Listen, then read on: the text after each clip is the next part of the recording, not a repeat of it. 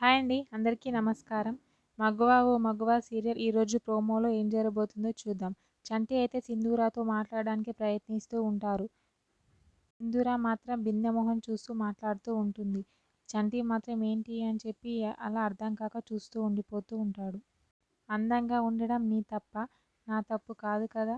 అర్థమవుతుందా అని చెప్పి అంటూ ఉంటుంది.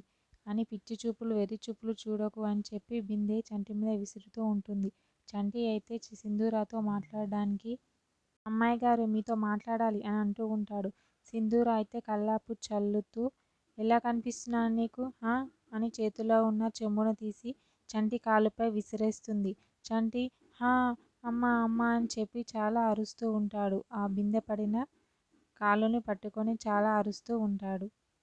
చెంచలమ్మ దగ్గరికి విజయమ్మ అయితే ఎదురుపడి ఎప్పుడు తప్పు చేయని చెంచలమ్మ తప్పుడు తీర్పు ఇచ్చిందంటే చెంచలమ్మ ఆలోచించే విధానంలో ప్రవర్తించే తీరులో మార్పు వచ్చింది అని అంటూ ఉంటుంది. చెంచలమ్మ అయితే కోపంగా చూస్తూ ఉంటుంది.